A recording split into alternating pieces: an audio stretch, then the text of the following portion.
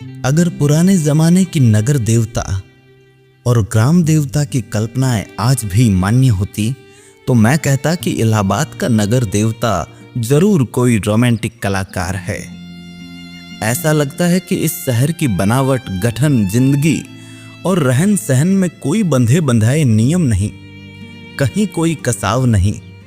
हर जगह एक स्वच्छंद खुलाव, एक बिखरी हुई सी अनियमितता। बनारस की गलियों से भी पतली गलियां और लखनऊ की सड़कों से भी चौड़ी सड़कें, यॉर्कशायर और ब्राइटन के उपनगरों का मुकाबला करने वाले सिविल लाइंस और दलदलों की गंदगी को मात करने वाले मोहल्ले। मौसम में भी कहीं कोई सम नहीं, कोई संतुलन नहीं। सुबहें मलजई, दोपहरें अंगारी तो शामें रेशमी। धरती ऐसी कि सहारा के रेगिस्तान की तरह बालू भी मिले, मालवा की तरह हरे भरे खेत भी मिले और ऊसर और परती की भी कमी नहीं।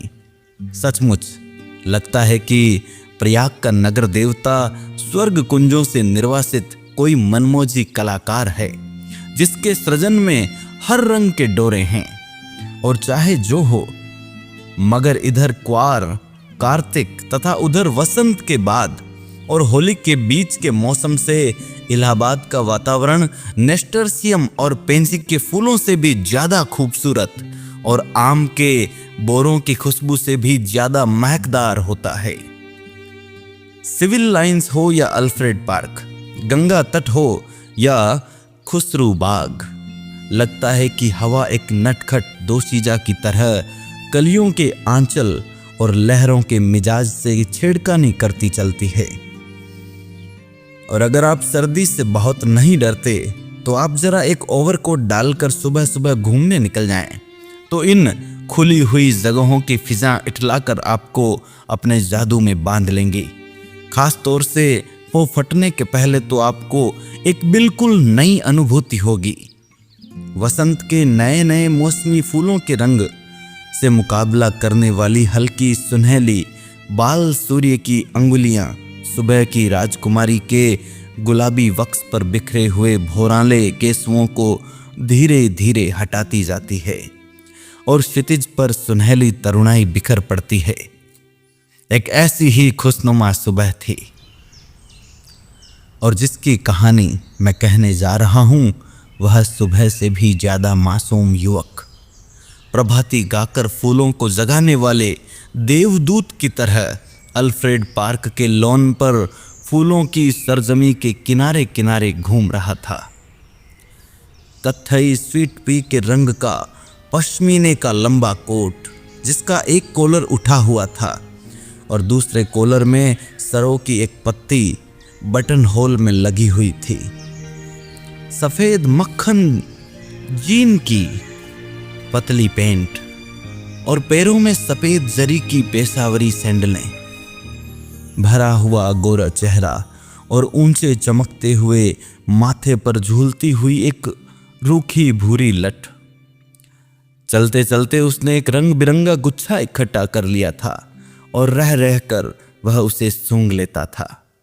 पूरब के आसमान की गुलाबी पंखुड़ियां बिखरने लगी थी और सुनहले पराग की एक बौछार सुबह के ताजे फूलों पर बिछ रही थी। अरे सुबह हो गई, उसने चौंक कर कहा और पास की ही बेंच पर बैठ गया। सामने से एक माली आ रहा था। क्यों जी, लाइब्रेरी खुल गई? अभी नहीं बाबूजी, उसने जवाब दिया। वह फिर संतोष से बैठ गया और फूलों की पंखुड़ियां नोचकर नीचे फेंकने लगा। जमीन पर बिछाने वाली सोने की चादर परतों पर परतें बिछाती जा रही थी और पेड़ों की छायाओं का रंग गहराने लगा था। उसकी बेंच के नीचे फूलों की चुनी हुई पत्तियां बिखरी थी और अब उसके पास सिर्फ एक फूल बाकी रह गया था। हल्के फालसी रंग के उस फूल पर गहरे बैंगनी डोरे थे। हेलो कपूर, सहसा किसी ने पीछे से कंधे पर हाथ रखकर कहा। यहां क्या जख मार रहे हो सुबह सुबह? उसने मुड़कर पीछे देखा। आओ ठाकुर साहब, आओ बैठो यार, लाइब्रेरी खुलने का इंतजार कर रहा हूं। क्यों, यूनिवर्सिटी लाइब्रेरी चाट डाली? अब इसे तो शरीफ लोगों के लिए छोड़ दो। हाँ हाँ, शरीफ लोगों के लिए ही छोड़ रहा हूँ। डॉक्टर शुक्ला की लड़की है ना, वह इसकी मेंबर बनना चाहती थी तो मुझे आना पड़ा। उसी का इंतजार भी कर रहा हूँ।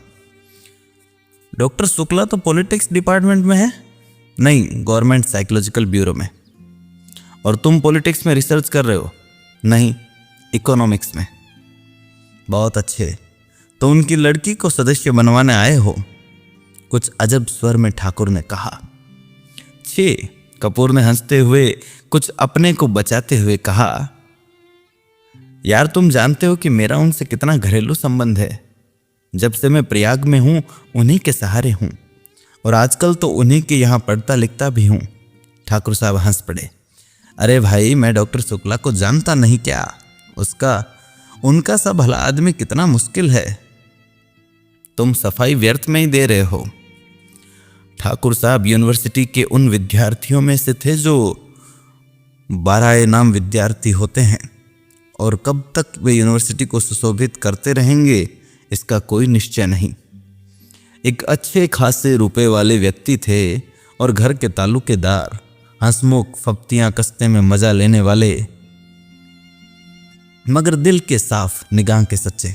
बोले, एक बात तो मैं स्वीकार करता हूं कि तुम्हारी पढ़ाई का सारा श्रेय डॉक्टर शुक्ला को है। तुम्हारे घर वाले तो कुछ खर्चा बेचते नहीं, उनसे अलग ही होकर आया था। समझ लो कि इन्होंने ही किसी ना किसी बहाने मदद की है। अच्छा, आओ तब तक लोटस पॉन्ड तक घुमाएं, फिर लाइब्रेरी भी खुल जाएगी। दोनों उठकर एक कृत्रिम कमल सरोवर की ओर चल दिए जो पास ही में बना हुआ था। सीढ़ियां चढ़कर ही उन्होंने देखा कि एक सज्जन किनारे बैठे कमलों की ओर एकटक देखते हुए ध्यान में तल्लीन है। छिपकली से दुबले पतले बालों की एक लट माथे पर झूमती हुई। कोई प्रेमी है या कोई फिलोसोफर है? देखा ठाकुर? नहीं यार, दोनों से निकृष्ट कोटि के जीव हैं। ये कवि हैं, मैं इन्हें जानता हूं। ये रविंद्र बिसरिया है, एमए में पढ़ता है। आओ मिलाएं तुम्हें। ठाकुर साहब ने एक बड़ा सा घास का तिनका तोड़कर पीछे से चुपके से जाकर उसकी गर्दन गुदगुदाई। बिसरिया चौंक उठा, पीछे मुड़कर देखा और बिगड़ गया। ये क्या बदतमीजी है ठाकुर साहब? मैं कितने गंभीर विचारों में डूबा था। और सहसा बड़े विचित्र स्वर में आंखें बंद कर बिसरिया बोला, आहा, कैसा मनोरम प्रभात है। मेरी आत्मा में घोर अनुभूति हो रही है। कपूर बिसरिया की मुद्रा पर ठाकुर साहब की ओर देखकर मुस्कुराया और इशारे में बोला, है यार, सगल की चीज छेड़ो जरा। ठाकुर साहब ने तिनका फेंक दिया और बोला, माफ करना भाई बिसरिया, बात यह है हम लोग कवि तो हैं नहीं, इसलिए समझ नहीं पाते क्या सोच रहे थे तुम।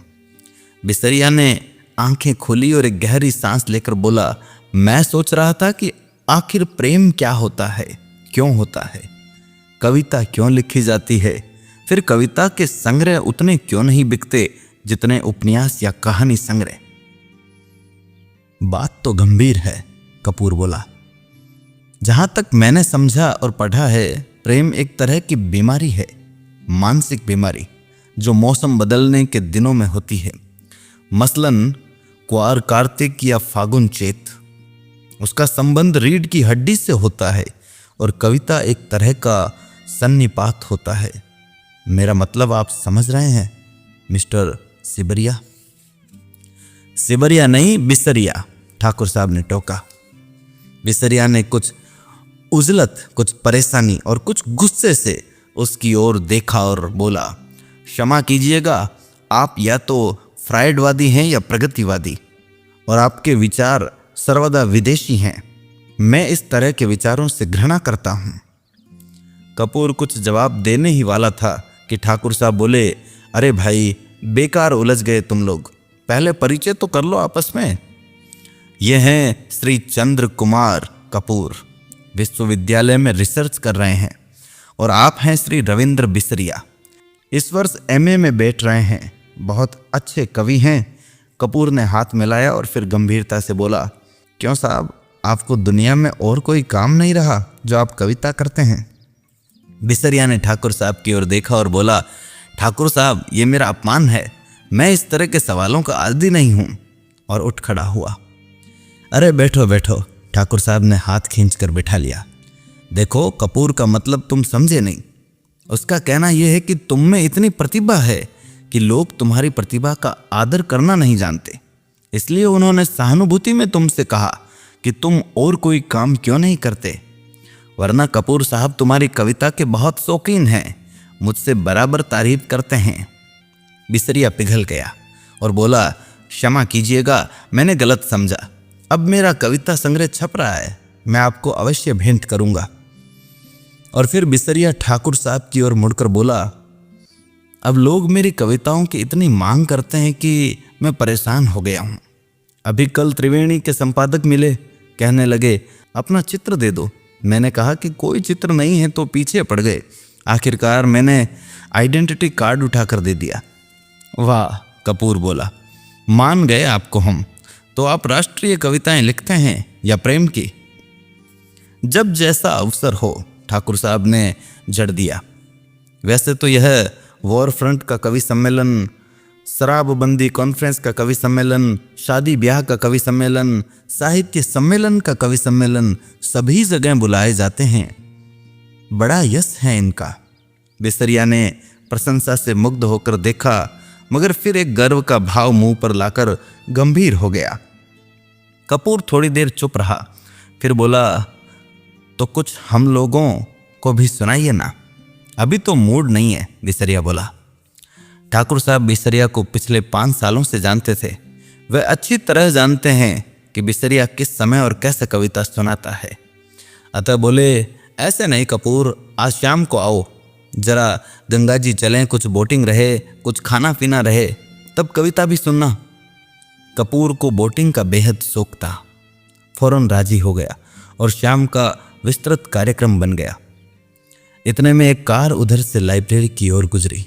कपूर ने देखा और बोला, अच्छा ठाकुर साहब, मुझे तो इजाजत दीजिए, अब चलूं लाइब्रेरी में। वो लोग आ गए, आप कहाँ चल रहे हैं?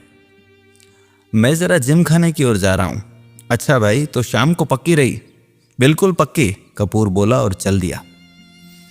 लाइब्रेरी के पोर्टिको में कार रुकी थी और उसके अंदर ही डॉक्टर साहब की लड़की बैठी थी।